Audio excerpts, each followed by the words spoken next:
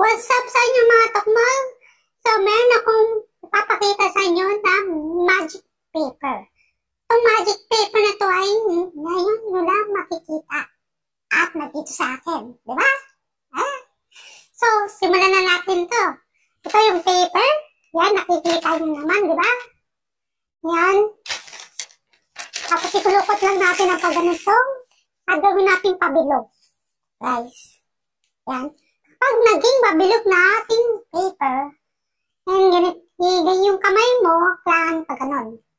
Tapos, mayroong nakatirang ganon kasi ipapasok natin yung paper dito sa ating. Yan. Kailangan nakasuksok.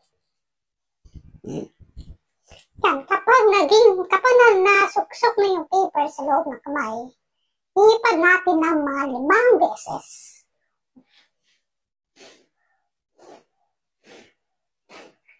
Kapag nakapos ng ihipad ng 5 beses, tuklos natin.